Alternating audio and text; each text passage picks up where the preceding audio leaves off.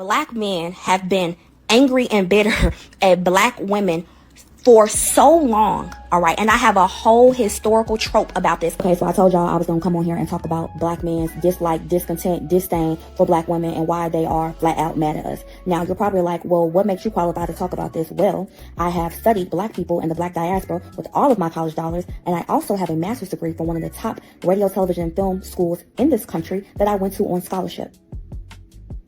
Let's move on, babes.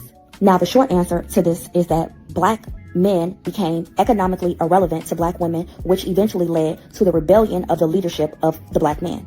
Now for the longer answer. So statistics tell us that black women have some of the lowest rates of marriage. However, it was not always that way. Even if you go back into slavery times, black people were sneaking off to get married, and even up into the early 1900s, black women had higher rates of marriage over their clear counterparts before the social engineering of the welfare state. And you're probably like, well, what is the social engineering of the welfare state? Well, prior to the social engineering of the welfare state, black people had 78% dual household, mother and father in the house, and these two people were married. 78%.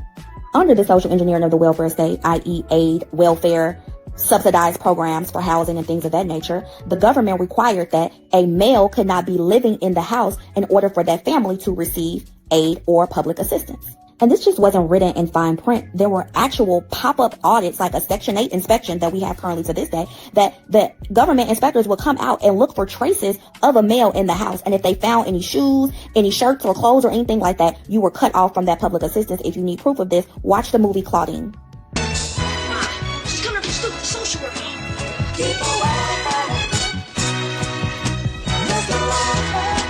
They just keep on saying. This is right simultaneously in alignment with Nixon's war on drugs, which took the U.S. prison system from 300,000 people incarcerated to 2.3 million people incarcerated, and 2/3 of those people were people of color. So there you have black men being removed from the home. Then you have the war on drug, which is disproportionately incarcerating black males in particular. And now what do black women have to do? Make it work and figure it out. Then that births a generation of struggling mothers teaching their daughters to go to school, get a degree, and don't depend on a man for nothing. Like and follow for part 2, where we will talk about the black male athlete, the birth of the hip hop generation, the over-sexualization of black women, and how we went from this to that. Tarji P. Henson provided depth, clarity, and insight in this thought-provoking movie. This movie is a harbinger of what happens when children grow up in homes without fathers, and when society and women suffer due to ill-advised choices with men that are not fit to be fathers. This movie heralds so many dimensions from a biopsychosocial spiritual perspective. In 2023, nearly 49.7% of black children in the U.S. lived with only one parent. As of recent data, about 69.4% of black children in the U.S. are born to unmarried mothers. This rate has fluctuated over the years, but has remained significantly higher than the national average. The movie Straw is a thought-provoking movie that explains and more or less explores the ravages of mental illness.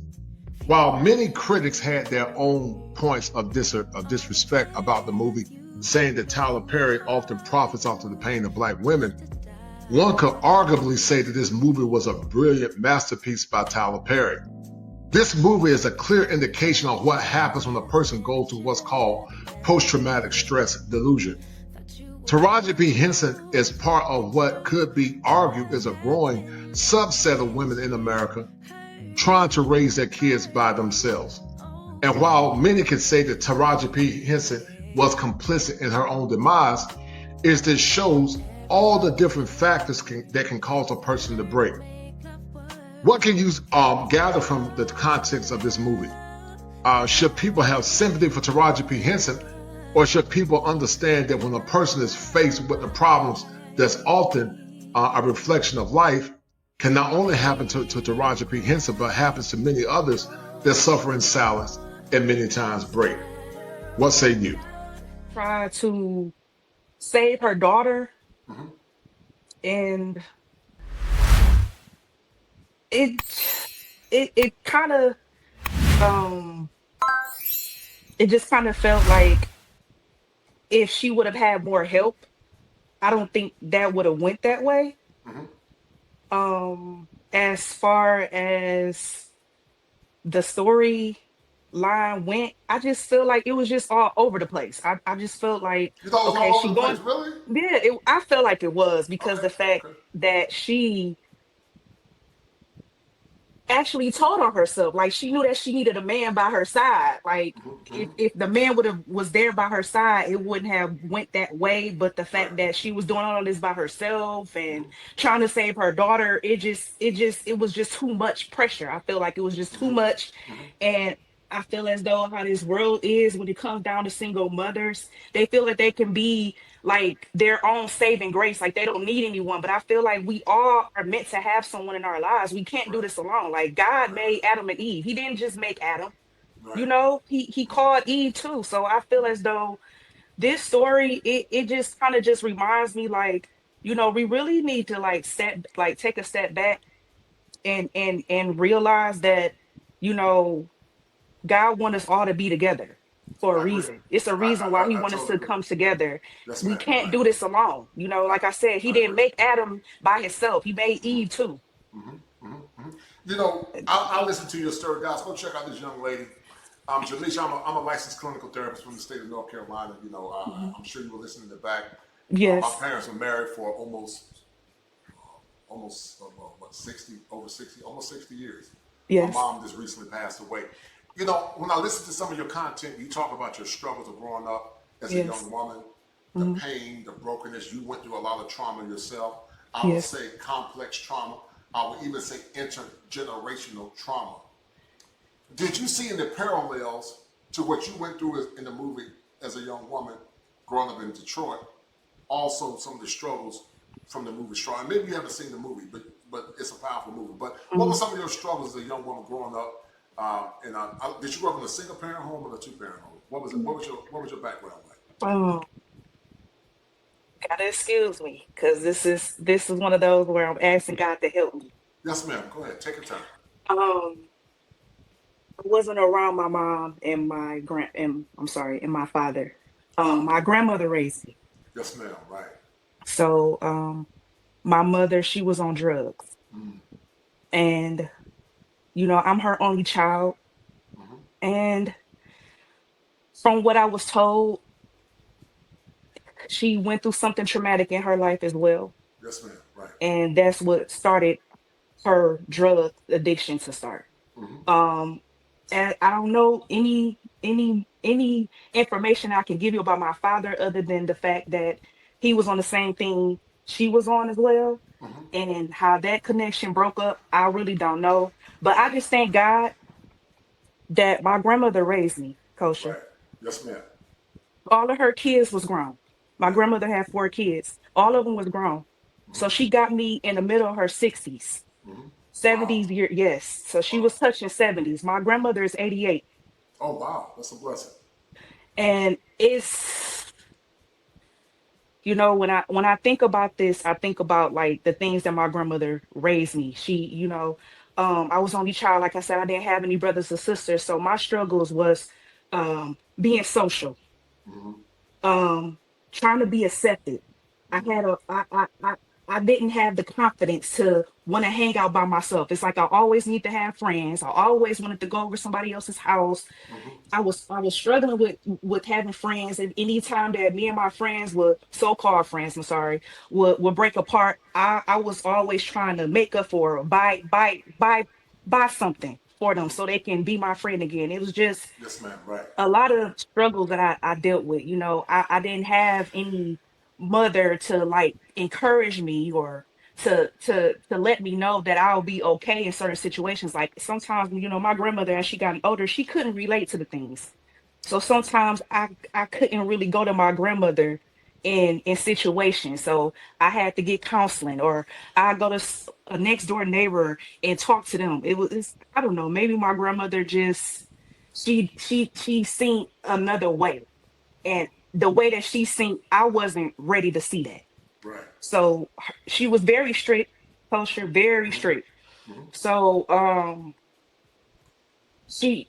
husband passed, so she was a widow. So my grandmother, she didn't have no other man after he passed away, so it was Wow. just me and her. So I feel as though my grandmother did a good job, but I still think about, how life would have been like if I had a good mother in my life, if I had a Yes. good father in my Yes. life. Yes, ma'am. Right. But I had to have that relationship with God. And that's when my grandmother did a good job because she introduced me to God at a young age. Yes, ma'am. So Right. Right. I give all of my thanks and my praise to my grandmother. She did a good job, even though I couldn't talk to her the way that I wanted to.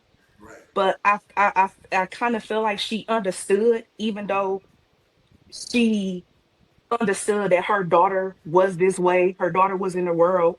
Mm-hmm. But she still she comfort me, kosher. Like, Mm-hmm. um she like I said, she did the best that she could. I have nothing bad to say about my grandmother at all. She did what she could do. She did what God told her to do. Mm-hmm. And sometimes when I look back and I think about all the things that I went through in my life, I think about how God really saved my life. Like, I could have been dead and gone, kosher. Like, this is something serious. Like, my Mm-hmm. mom did not want me. Mm-hmm. So for my grandmother to just step out on faith and get her granddaughter, Right. I couldn't ask for more. Like, if God was to sit me down and say, "Is there anything that you thankful and grateful for?" I would tell him straight up, my grandmother. Yes, ma'am. Right, right, right, right. You're here for a reason. You got a purpose, and your testimony is going to be a blessing to others. Guys, if you have not subscribed, go subscribe to this young lady. I would listen. When my mom passed, I would often Hmm. even back and forth So listen sorry. to your channel, and your story is so awe-inspiring, but also your story is a testament to grace.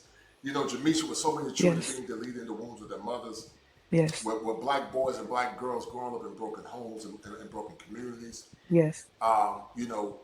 with children carrying the intergenerational traumas of their parents, and you went through a lot, but yet you still have been very strong and resilient. What are some of your Yes. struggles psychologically that you struggle with, young lady? Even though God is blessing you, you're recovering. Not recovering in a bad way, but you're trying to recover from the pain. What are some of your struggles that you still wrestle with? Even though God has graced you, what are your struggles? Do you struggle with identity issues? Do you struggle with validation? What are some of your struggles that you deal with as a young woman? Um,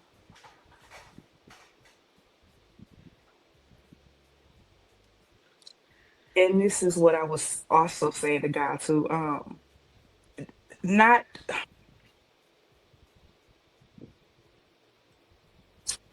It's gonna be it's really so much culture. It really is. I would say um a little bit of depression, a little bit depression. I would say confidence.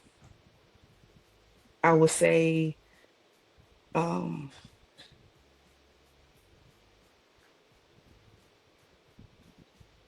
what you just said when you said self-identity. Mm-hmm. I still struggle with trying to come to terms Mm-hmm. that is nothing that I can do to change my story. Mm-hmm. And that because I was born in this situation, that I still have an opportunity to still keep going. Like, my life Right. doesn't end at Right. this point just because my mom decided to go another route in her life and she never made any type of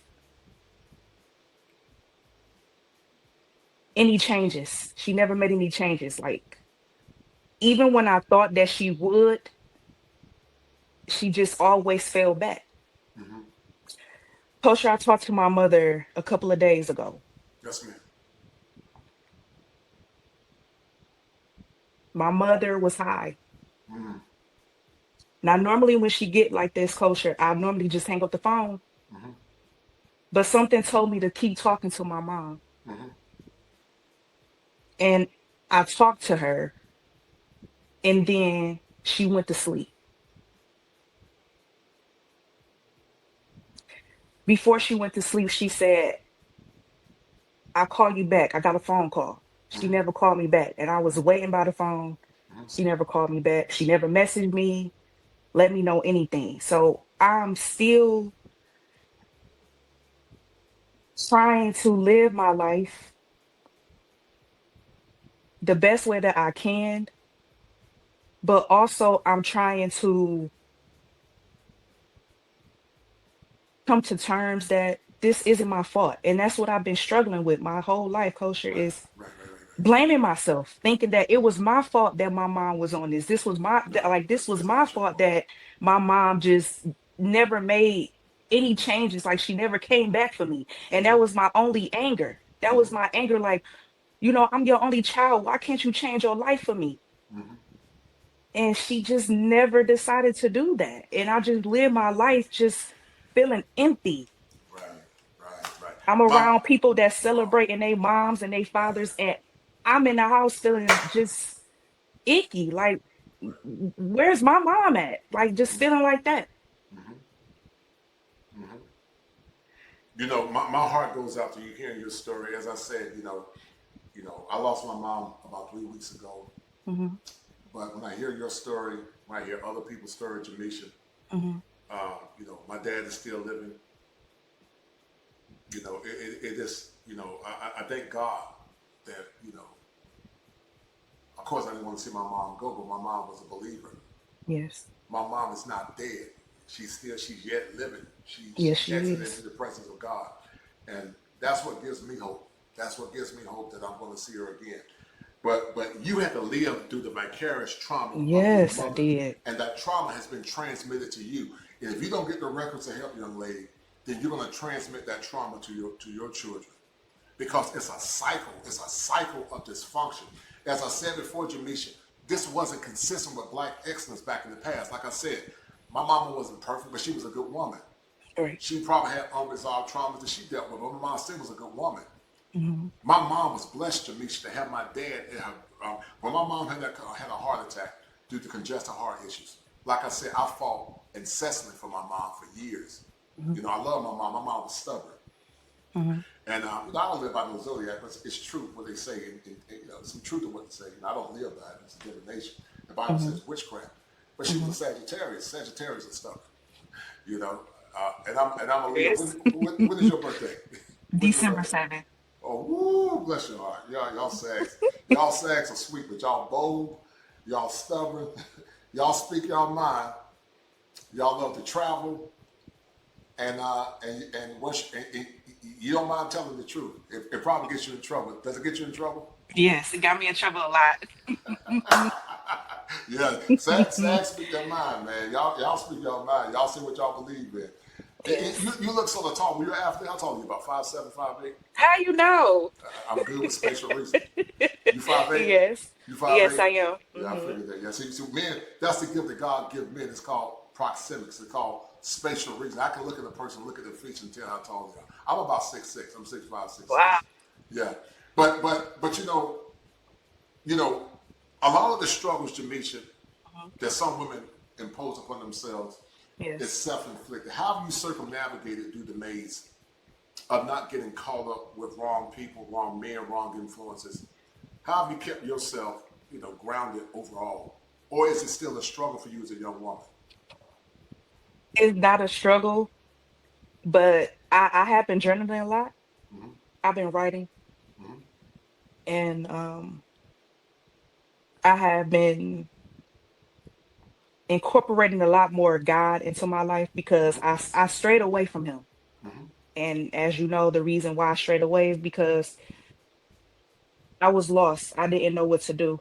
mm-hmm, So um there was a time that I was in the darkness and God was in my life. mm-hmm, He put a Bible where I was at. My mm-hmm. grandmother sent me to jail. Oh, she did? And yes, she did. It was Wow, my really? I can't blame nobody but me. It was my fault. I had a little temper tantrum and she did what she had to do. So, um, when I went to jail for the first time, this was my very first time, I had a Bible in my cell. Mm-hmm, And I knew that was God because it was a brand new Bible. Nobody touched it. mm-hmm, And I opened up the Bible and it was Psalms. I just started reading the book of Psalms. mm-hmm, And I didn't stay there a long time. I just stayed there for a week, got out. I couldn't go back home. Right. So by me just understanding that I know that I did something wrong and I apologize to God, I still had to make my way back to what was necessary for me. And that was to forgive. I had a hard time forgiving. Mm-hmm. And I didn't want to live my life feeling like, my mom is evil, my mom is this, my mom is that. So I had to forgive my mom. Right. I had to, and I had to forgive myself for even carrying that attitude that I did because I was selfish. I didn't know that she was going through something kosher. Mm-hmm. And I felt like when she brought me into this world, she didn't know she was lost too kosher. Mm-hmm. Yeah. And I had a conversation not too long ago with my therapist. Mm-hmm. And I said, it's very surprising that my mother came from a two-parent home, Mm. married. Mm. And she had this trauma on her. And I asked her, I said, is it because she didn't want to tell her mother or she didn't want to? And my therapist just basically said, some people they don't know what to say. Mm-hmm. And it's so unfortunate that my mom, she never told my grandmother, her mother, Right. like the things that she was going through. She never told her. Mm-hmm. So when I was in the picture, I feel like that was on me. And that's how you was telling me, like, I have to break that. Right. I have to break that because I don't want my kids to go through that. I Right. don't. Mm-hmm. Mm-hmm. Well, And I want to commend you for what you're trying to do. And yeah, sometimes, Jamisha, yes. people can be traumatized, and it's important to hear their story. Your mom probably went through something extremely traumatic Yes, she for did. her to, to revert to drugs, and Yes. also to be in the state that she's in. Many times, Jamisha, when Hmm. we think about black men, this is Male Mental Health Month, and Hmm. Father's Day is coming up. And many Yes. times, Jamisha, when it comes down to men, we tend to many times color men in the lens of dysfunction, meaning that men are this by default, you know, bad, that we hurt women, that we impregnate women and leave. And I'm not saying they're not dusty men that do that. There are some dusty men that are complicit in that. Yes, But it that's not necessarily equivocal to all black men. I will is. argue that the average black man is invisible. Hmm. I will argue that a lot of black men that are looking for good women, a lot of women see them as nobodies. Yeah. And so you would be surprised in a lot of SA abuse, I can't say the word, Yes. but it's equally transmitted by both sexes. There have been a lot of men that have been abused by women Hmm. physically. I'll give you an example. R. Kelly was molested by his sister and a Mm. man. He went from Robert Kelly to R. Kelly. Um, I think what's his name? Rick James was touched by somebody, Mm. and many other men have been violated. But we have this inherent bias towards men because we assume that all men are complicit in Hmm. malevolent behavior, and that's not true. So I want to commend you for taking the time to work on yourself, to do Yes. the inner healing, Hmm. to know that the things that you've been through is a byproduct of the pain that you've been through. I will also argue that maybe one day you should go and try to have a conversation with your mother. But I'll say this: hurt people hurt other people, and Yes. while you can forgive a person, Jamisha, forgiveness does not always mean reconciliation. That's what people Yeah. don't understand. Oh, I Yes. forgive you, Yes. but I'm moving on. Yes. I'm good. I don't have to have you back in my life. Forgiveness is for you to heal so that you can have the bandwidth to love again and to move on. Hmm. Unless that person got a compelling story, their past is not just because a lot of times, people say, "Oh, let's forgive me." Certain things that is, that's like saying, God is a holy God. Can you imagine you stand before God on Judgment Day and you say, Hmm. "Lord, forgive me"? No, Jesus, no, I can't do that. I already gave my son. I can't do that. God's love demands justice, which is holiness, Hmm. and so you know, you don't have to bring people back in your life to hurt you until you're ready, or if you bring them in your life at all. That's a choice that you can make. So when you think about growing up, I was listening to some of your stories, guys. Go check out this young lady. She got a powerful testimony. You grew up in Detroit. I'm sure you know. You talked about being picked on. How did you circumnavigate all that stuff, young lady? How did you circumnavigate being bullied, picked on, and all that nonsense? A lot of crying, for sure. A lot of crying. Mm-hmm. Um, and like I said, I seen a therapist at a young age. Mm-hmm. My grandmother knew that it was something going on with me, and um, I just started to say to myself that, you know, I can't be this way. Mm-hmm. Like I got bullied to the point where I got spit on. Oh wow. And once that happened, all bets was off. I said, you know what? Let me find out what's going on because I can't keep going to school feeling like this. Mm-hmm. And me knowing me and who I am, you know, I don't seek revenge. I never fought anybody. I never wanted to fight anybody, kosher. Like Mm-hmm. if I got picked on, I just started crying. Right. So during that time that I was going through those things, I just knew that I was important. Mm-hmm. But I didn't know how important I was because, you know, at the time I didn't want to believe anything good to happen to me. It was I was one of those child that just I didn't believe that anything good was going to come out of my situation. Mm-hmm. So Mm-hmm. the fact that my grandmother sought counseling for me and my counselor broke down like what was going on with me, I just started looking at people a little bit not like how I used to, but in a way that they needed help too. Mm-hmm. So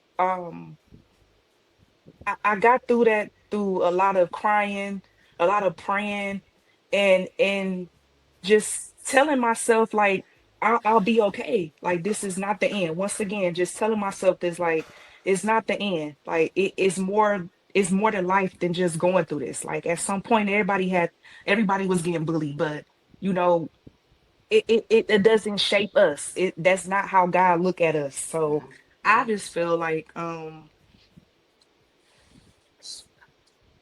it's I feel like it's the pain. The pain taught me a lot how to get through in life Mm-hmm. Mm-hmm. Mm-hmm. and how not to give up. Because I know I had a lot of people that was praying on my downfall, culture, including my Mm-hmm. toxic family, Mm-hmm. praying on me Mm-hmm. and picking on me because my mom was on drugs. So I was picked on in the family. Mm-hmm.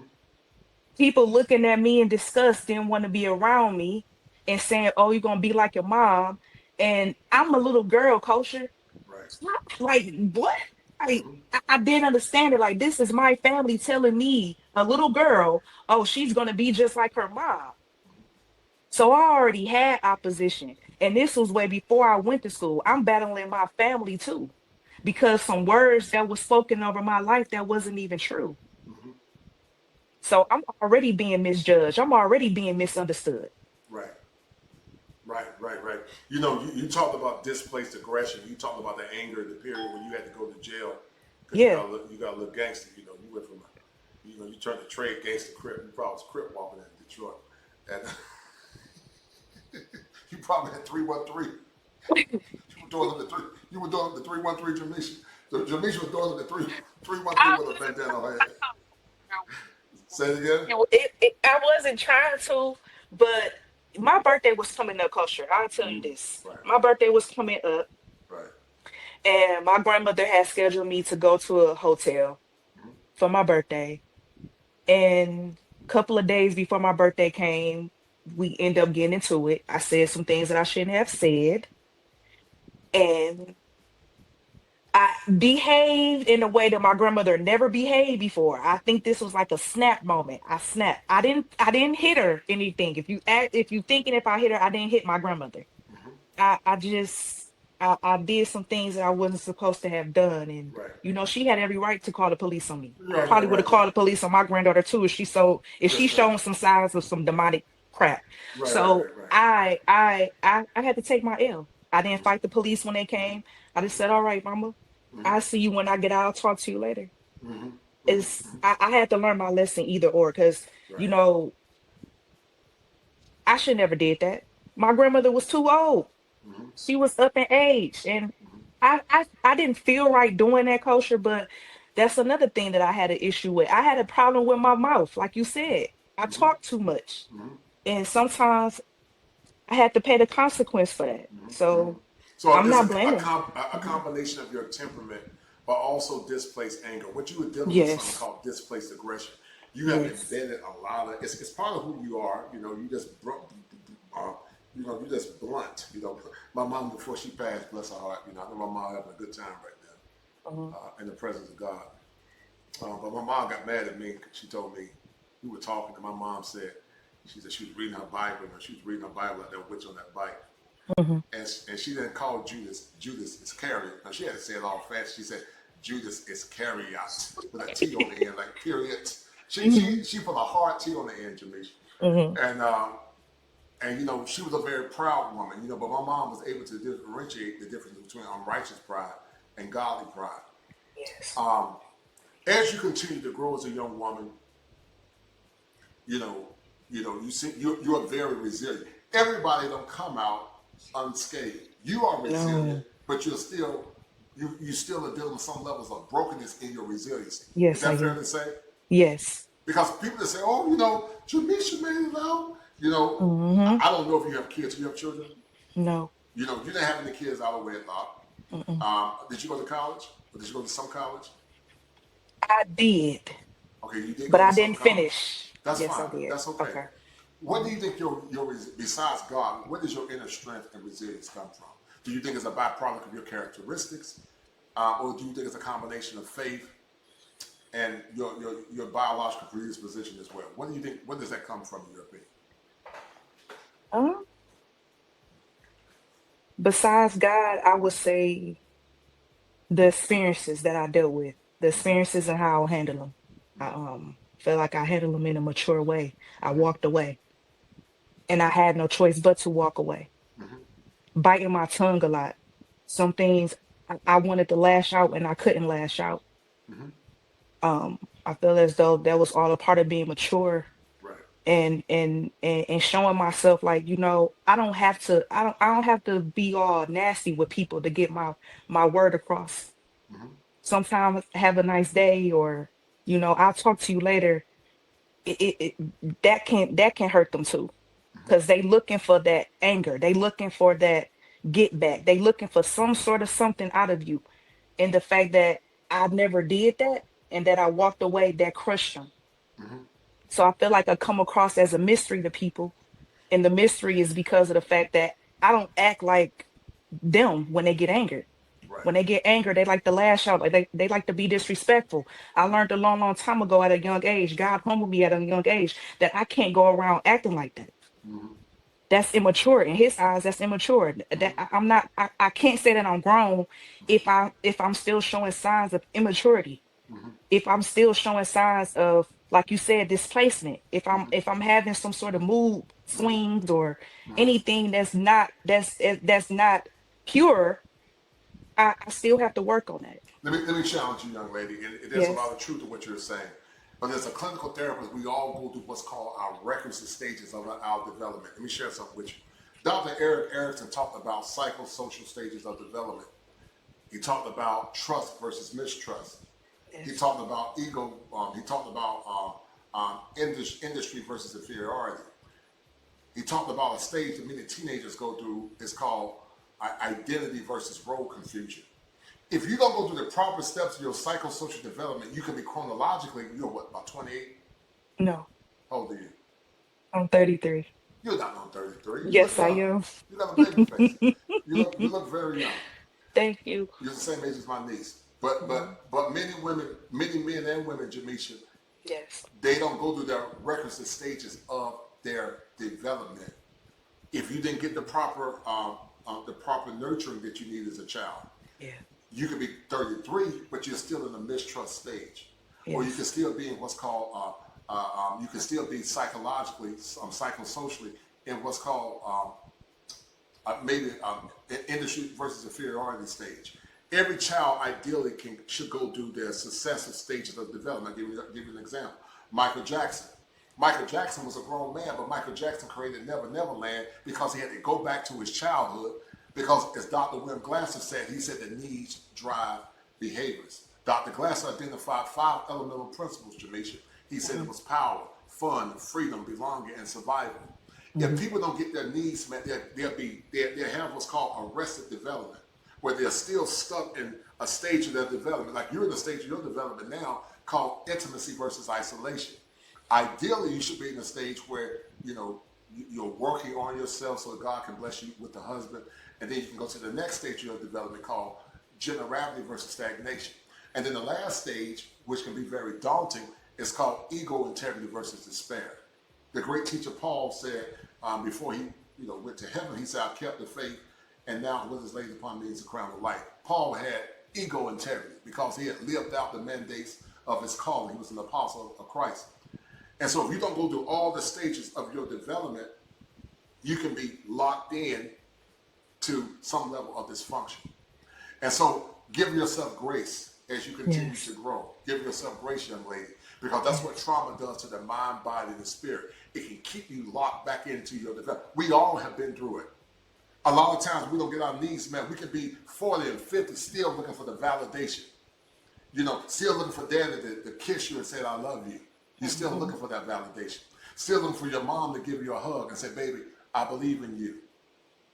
And sometimes, Jamisha, predatory men and predatory women can see that brokenness and they'll prey on that because they're Mm. energy vampires. They'll see your brokenness and they'll try to use you for their own benefit.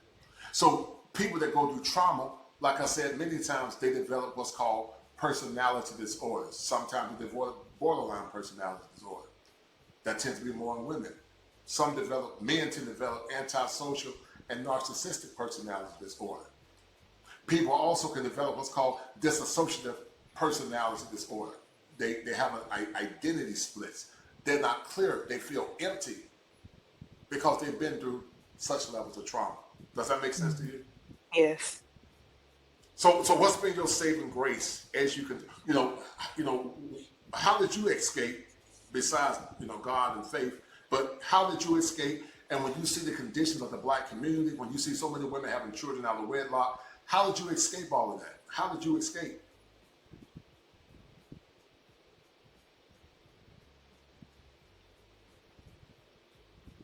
I would say how I escape is the fact that um I knew my value, and I knew that I wanted something different Mm-hmm, than what I was shown at an early age, mm-hmm, if that makes sense. mm-hmm. Um my I experienced some things that a little girl should have not seen. Oh, wow. And my auntie, and how the way that she used to raise her kids, my cousins, and Mm-hmm. just being around people that I looked up to, but I didn't want to be like. Right. So even though I had experienced some things in my life that I was still struggling with, I always said to myself that I didn't want to follow in those footsteps. Mm-hmm. I wanted to be something different. Right. And I always stuck to that. Mm-hmm. Even when I wanted to do some tempting things, I knew that it wasn't good. So I just started doing other things to not get my mind so wrapped up in what the world, I guess, viewed people to do. Mm-hmm. I Mm-hmm. started, like I said, writing and journaling, and going to Bible study sometimes, Mm-hmm. and Mm-hmm. just trying to take my mind off things that didn't really matter and I couldn't control. Mm-hmm. Mm-hmm. And and like I said, watching YouTube, Mm-hmm. and Mm-hmm. and just trying to make myself feel better and not think about things that I can't fix. Mm-hmm. Mm-hmm. I can't go back and fix my past. I can't Right. go back and change my mom's story around. I can't do any of that. I'm already forgiven, so I might as well, like you said, walk in grace. Yeah, yeah. Give yourself Walk grace. it. You Yeah. you you you've been through a lot. You hold yourself accountable And I'm gonna let you go in the field. I know you gotta go. And thank you for popping through. I'll bring you back again, guys. Please go subscribe to this young lady. How did you find out about my channel? I saw you pop through, said replay.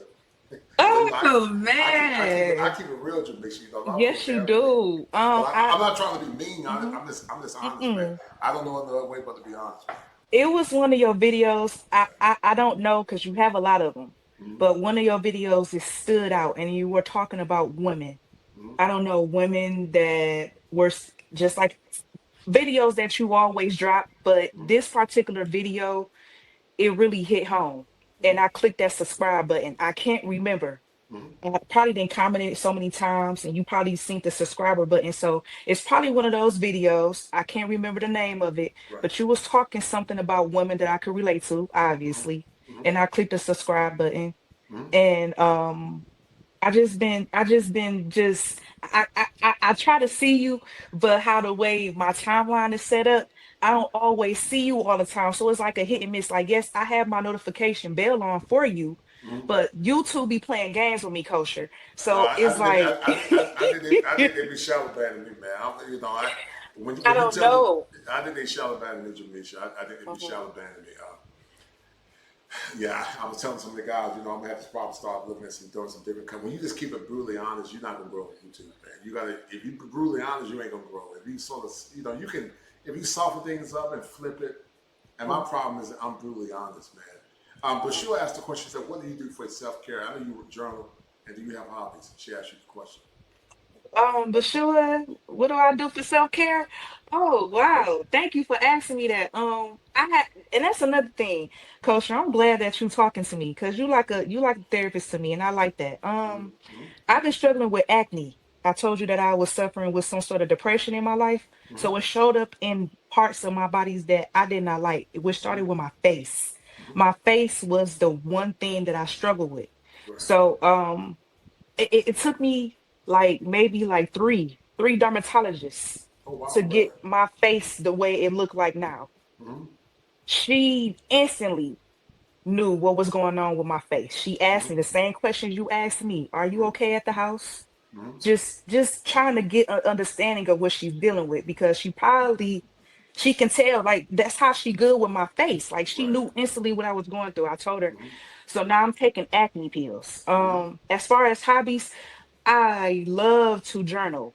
I Mm-hmm. feel like my calling Mm-hmm. is writing for some Mm-hmm. reason. I have a Yes. lot of journals Right. in my Right. closet still to this day, and I have bought another journal. So I feel like my calling is Excellent. writing Excellent. something, writing a Excellent. story, Excellent. Excellent. writing a Excellent. book. Right. And you know, Jamisha, science research proves that people that so when you write, you Hmm. actually impacting the left hemisphere of your brain.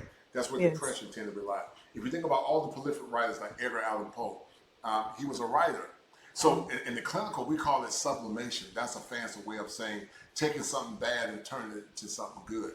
Yes. Journaling and writing and creative expression is a way to help you emote. Even you doing your YouTube channel is a form of an ego defense mechanism Yes. called sublimation. It helps you tell your story, but it helps you to chronicle your story. But also, your story is symmetrical to a lot of people that many times internalize their pain.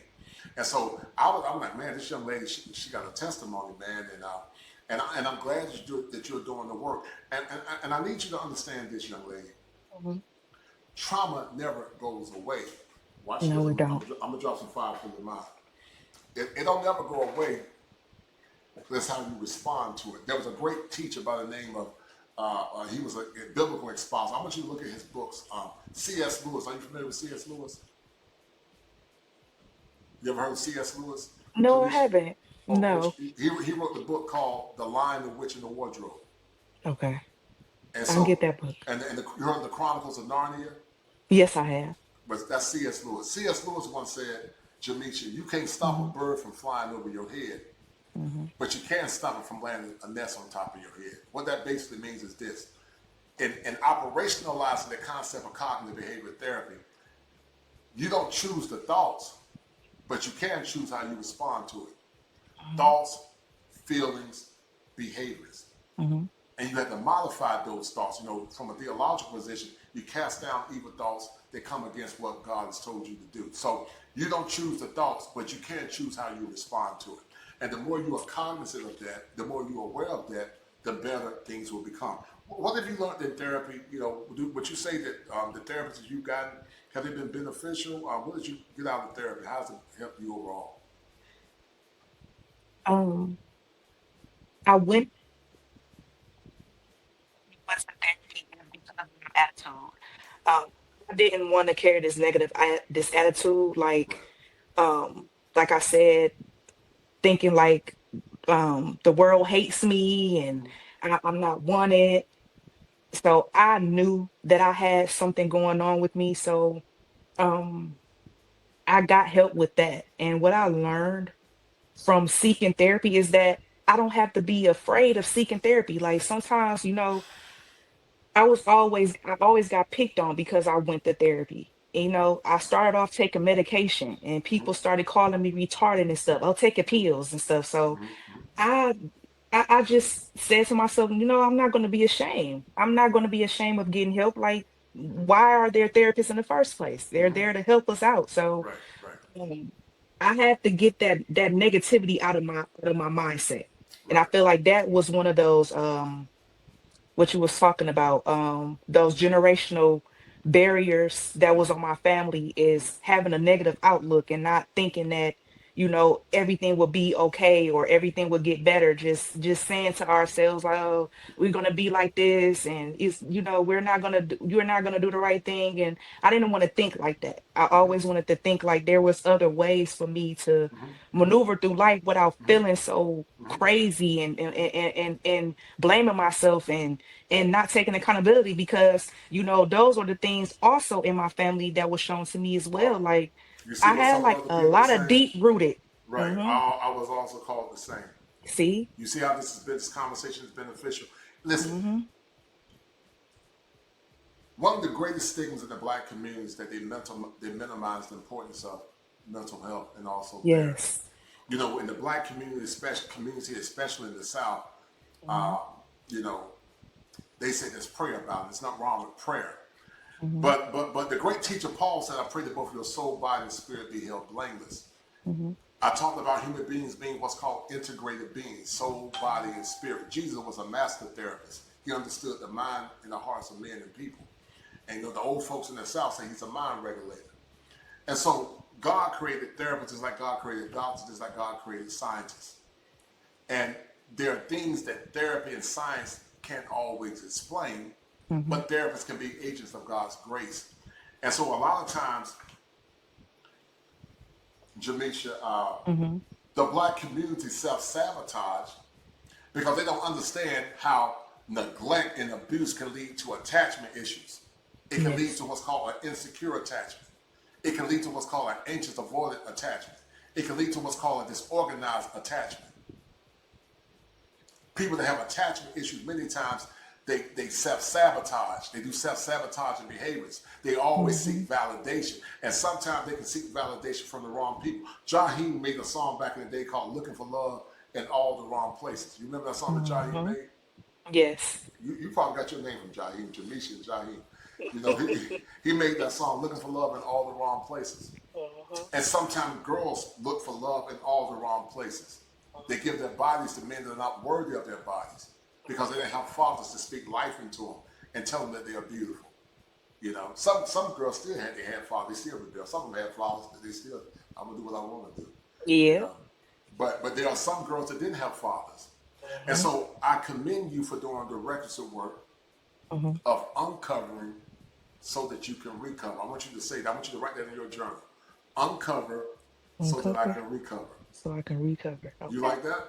Yeah, I like that. Uncover so that you can recover. The more you uncover and the more you identify the issues that you're struggling with, Hmm. the more you can recover and move on into your newness as a young lady, and hopefully build a family that you want God to have you to have.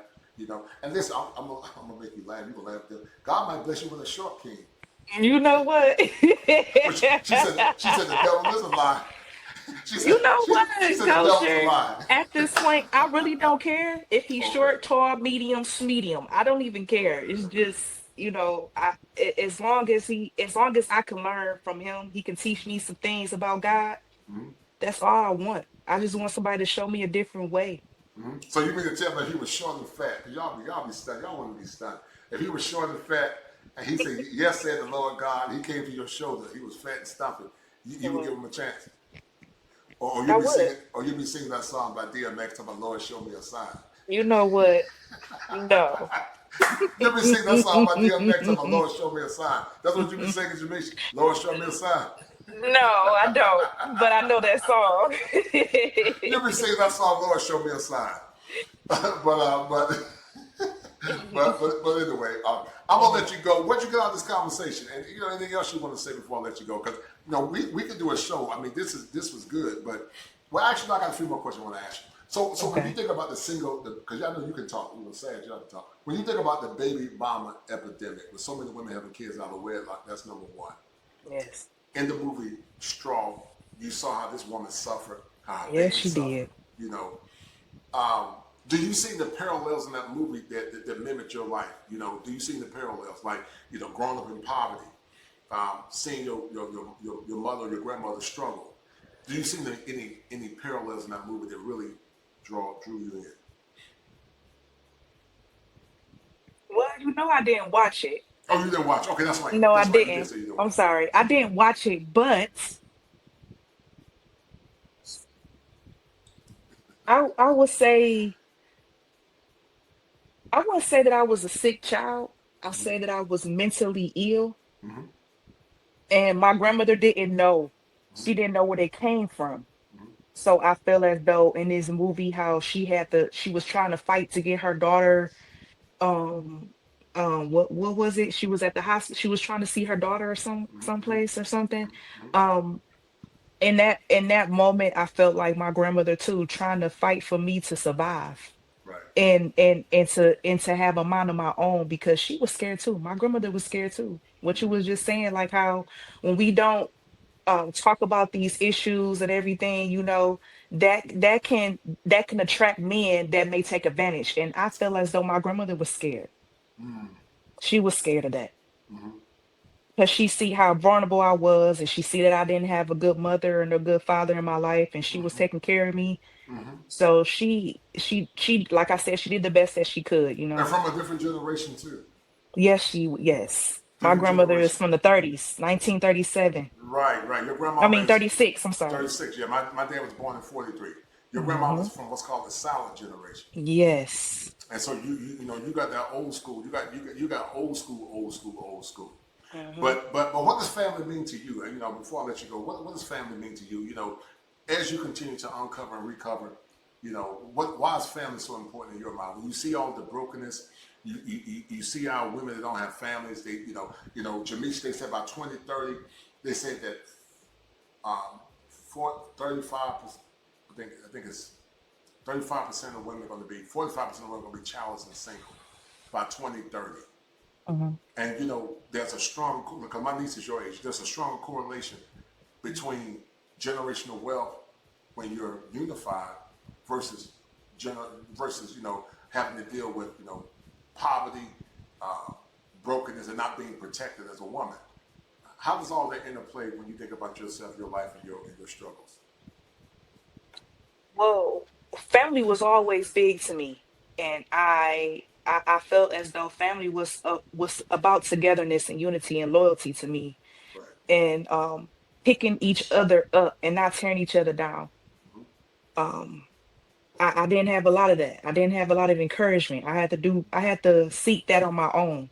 I had to pat myself on the back sometimes. Sometimes I had to congratulate myself, and I had to speak affirmations. I had to make that like something to incorporate so I wouldn't feel like, the world is crumbling down because I didn't grow up in a home that everybody else probably grew up in. And I didn't want to have that, like I said before, I didn't want to have that negative outlook. I didn't want to have that negative mindset. So I feel as though family means a lot to me because that's something that I didn't have growing up. I didn't have a close knit family. I didn't have togetherness. I didn't have that love. I didn't have that loyalty. I didn't have that good communication. I didn't have those things that makes a family. Yes, So ma'am. I always told myself that when I get older, that I was going to start doing that for me. Hmm. I was going to start being my own family. I was going to start working on me so that I won't carry those same traits that I used to carry when I was younger Right. into my adult life. Right. And I seriously can pat myself on the back because people don't even know me, kosher. Hmm. They don't even know this new me now. Like they say, who is this girl? Who is she? They Hmm. recognize the old me because the old me was lost. The old me was a wild child. So I and you knew where that came from, kosher. Hmm. But like I said, it took a lot of getting to know myself and getting to know that, you know, this is me. Like this is my true authentic self. Like Hmm. this is my real life experiences. Like, and I can't be ashamed. I Right. can't be ashamed of where I came from. Hmm. Hmm. Hmm. Hmm. Yeah, I think your story is awe inspiring. You might even consider writing a book. I think your call is definitely writing and telling your story. But I think also what your channel is doing is good as well. Telling your Thank you. story, telling your struggles, and just being transparent. People need to hear that they are not crazy, and that they are not suffering alone. Yeah. So I commend you, young lady, for your steadfastness. I commend you for telling your story. Yes. I pray God's grace over your life. I pray that Thank you you. can put yourself in a position so you can be successful, so Yes. you can be happy, because you don't need to be uncovered out here in this wilderness, man. Now, Mm-mm. I ain't telling you get what they and man and Ray man. I'm not telling you get what they and man. Don't be bringing they and man. You know. I don't know. Don't let me see you with they and man. Uh-uh. But sometimes the good man is the boring guy. He might be into tech. He might be an honest man. There are brothers looking for sisters like you. In tech. He might be. He might just be an average blue collar guy. Do you Mm. have like in dating? Yeah, he said yes. She needs to share her testimonies. Yes. And dating Jamisha. Mhm. You know, do you have like he got to make six figures, or or, No. or or are you grateful that if God bless you with a husband as long as y'all work together? You know what, Culture? I Right, don't even make that much. So why would right, I wanna? right, No, I don't. Mm-mm. right, right, It's more. right. It's more to that. I'm not really materialistic, Hmm. and I pat myself on the back. Hmm. I'm not like that. So So as long as you got a good job, you ain't gotta have a Birkin bag. no, no. I You gotta have no thrift. red I bottoms. I shop at the thrift store, Kosher. So hey, if you can handle the thrift store, where hey, we Right, good. We we right, we good. We right, right. good. But you know what? You got that old school wisdom. You got the wisdom of your grandmother. Is Yeah. your grandmother still living? Yes, she is. I stay So right down the street from her. so Wow. so how does she continue to cultivate you? What is she doing to continue to cultivate you? Well, she still encourages me. Hmm. She hasn't stopped doing that. Hmm. I Hmm. feel as though she's seen that I needed that a lot Right, right, because right. that's what I actually needed growing up. Hmm. So now when I come to her like with some sort of problem or issue, she say everything is going to be okay. And sometimes that is what I be needing. Hmm. I don't need anything else. I just need for her to just say those words is that Hmm. everything is going to be okay, Misha. Right. I'm here. I'm praying for you. And she had to stop praying. Mm. My grandmother, where she at, she carries her Bible with her. Hmm. Hmm. She ain't never stopped carrying that Bible. That's one Hmm. thing that I know about my grandmother. Right. Her and that Bible, Hmm. Briefly, man. before I let you go, Uh-huh. young lady, your Yes. father, have you reconciled your relationship with your father?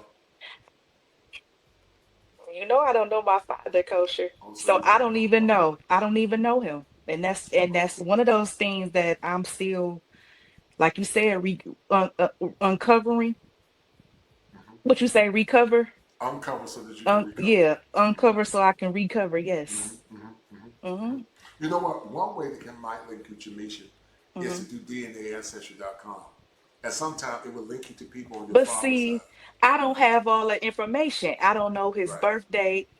Right. I know his name, but I don't know the information that I need. And then the information that I need, my mom don't even know. So it's kind of hard. Like it had gotten to the point that I have called all of the numbers that had his name in Alabama, and nobody said they don't know that name. So I just said, you know what, maybe it's not for me to know, kosher. That's sad. And that, my dad didn't know my dad didn't know his. I don't think my dad knew his biological father. It Mhm. leaves a emptiness in a child. You know, when they don't have an attachment to their identity, that can lead to attachment issues. So Yeah. with Ancestry.com, what it'll do, Jamisha, Mhm. it might not tell you who your father is, but there are people in your profile. It might say paternal side. Okay. Then the conversation will start. What it does, it traces if you're like say if you and I had the same genetic blueprint. I don't have to know who you are, but it'll Mhm. say there's a match genetically with you, and it might say Jamisha Doe. And so that's how the conversation gets started. You don't know them, they don't know me. But I've met cousins because we had the same blood match. We had the same DNA. And then it can start the conversation like, okay, well, who's this person from Alabama? And then you can start digging into it and asking questions, and maybe it can lead you to your father. Okay. Do Thank you see, you. do you see my point? Yes. You can see that song by Luther Vandross, Dance with My Father, man. Dance with My But Father. you know what, Coach, before we leave, I don't know what to even say to him. It's okay. You just start the conversation because you don't know what his story is. No, I don't. You don't know his story, and you got the genetics. You tall, man. You're tall. Your dad probably was a tall dude. Mhm. How old is your mother? My mama was born in 73. Okay, No, okay. 63. I'm sorry, 63. So My she mom gotta was be 60. what, like In her 60s. in her 60s, yeah. Okay, so your mom Somewhere is around a there. boomer. Your mom was a boomer, Yes, she is. and you're a millennial, Mm-hmm. and you're the only child. Yes. Wow, wow. That got to be a hard life being the only child, man. Very challenging. Very challenging, right? Mm-hmm. Before I let you go, what you get out of this conversation, young lady? Before I let you go.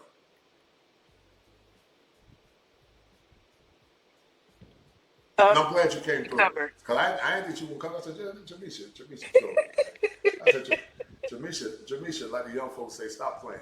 Jamisha, good player, man. Like the young folks say, something slight, no pressure, something slight. But go ahead. What'd you get from the conversation? Um, I'm sorry. what you just said, that I think I'm gonna probably title my book "Uncover to Recover." Uncover to recover, yes. That's what I learned. Yes, ma'am. I think that'll be a. Keep uncovering. Now, when you start making a lot of money, make sure you give me some royalties. Now, make You sure you know tell. I am. I'm Don't gonna credit you in my book. You know I don't act brand new. Don't act brand new. am. She up there, multi-million-dollar a book author. Signing a book like one of them cats. You know them cats be sitting out talking. Mhm. Like a, she You does it know right what? there. Signing books. I'm like, well, I just love your book. Uncover to recover. Mm-mm. Ain't gave nobody, not the old folks, not name one royalty, man. Not name one royalty, man. So when you get big, don't forget me, all right? You know I'm not. All right, young lady. Listen, thank you for coming through. I Thank appreciate it. you. Jamisha, I would look at that movie Yes. called Straw. You ain't gotta like Tyler Perry. Just be a critic, and Okay. look at it. It might make you cry. And then if you want to, we'll come back. You take your notes because I know you're a prolific writer, and we'll talk about parallels you saw in that movie in your life. Okay? Okay. All Bet right, I young can lady. do that. All right, young lady. Okay. You take it easy. Blessed seeing you. All Okay. right. All right. Bye bye. Yes. Yes, ma'am. Bye. All right. Be good, sweetie. All right. All right, guys. That was the young lady Jamisha. Very powerful testimony. Guys, go check her channel out. Sister Jamisha, check her channel out. Very poignant young lady.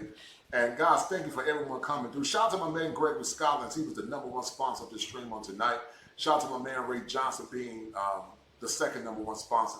Guys, we're going to end this stream. Thank you to everyone coming through. The movie Straw was a very poignant movie, a very powerful movie, but also more or less a movie that more or less attests to the struggle of what happens in many black communities, many black families, many black children, and why family is important and why bringing people together is important. As I told you guys before, I lost my mom recently. My mom is with Christ. She's with the ancestors that died in Christ. And I yearn to see my mom again. But I'm forever grateful to the brothers to continue to show me love and support. Guys, I'm going to keep going hard in the paint. YouTube is hard business, man. But like I say, I love the brothers that support me. I'm trying to think of some other things to do because, I want to be successful in this YouTube thing. But in the meantime, guys, I appreciate everything you guys have done on tonight. Shout out to Gregory Scotland once again being the #1 sponsor, the #1 brother. Shout out to Brother Ray Johnson being the cash out donor for being #1. And everybody else that donated. Guys, we should be coming back tomorrow as we encroach upon Father's Day. Special shout out to all the fathers, shout out to all the fathers that show love and support. Shout out to all the fathers. On my show every day is Father's Day, guys. And I will be seeing you guys soon. So once again, guys, thank you. And we're going to sign off as we've been on this stream for 3 hours, man. We've been on this stream for 3 hours. So thank you guys for tuning in. And he said, finally a decent sister. Yes, sir. I believe Sow a Seed trying to shoot his shot, man. Sow a Seed. Sow a seed trying to sow some seeds, man. You might not be trying to sow those seeds like your mom sows. I'm just having fun, man. Sow a seed trying to shoot the shot. But yeah, she is a very refreshing young lady. So, guys, we're going to sign off. And once again, thank you to everyone that donated. Once again, Gregory Scotland being the #1 sponsor, followed by, they're going to call him. I'm about to sign off, man. Cody trying to come over here strong when I'm about to sign off. Cody, I'm about to sign off, man. Come on, do Cody. I'll give you a few minutes, Cody, before I sign off. Go ahead, brother. How you doing, Cody? It's been a minute, man. Can you hear me? Pain. I've been there. Locked up inside my head. Broken from fear, illusions, disappointment, and hopelessness. Who heard me in my silence, where being the man means nothing? Despair. I've been there too. Desperately seeking answers for the questions associated with manhood. Hills and valleys, too bleak to compare.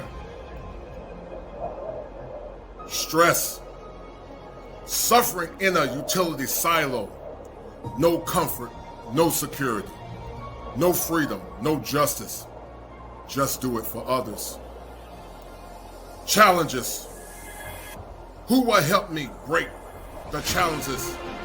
Lost in the vortex of darkness, hopelessness, fear, and abandonment. I've been there too. I've been there too.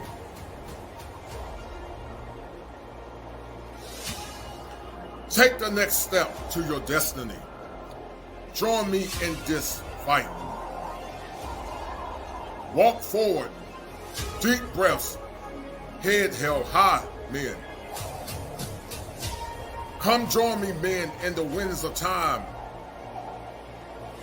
Stories, hopes, visions, purified in the fire. I'm not a superhero. And I'm not the Reverend Knight. I'm here to help you. Join me, men, in this fight.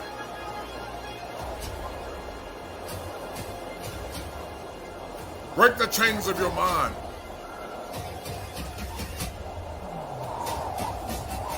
Let's do it now. For now is all we have. Fire for your mind. The Kosher Clinician.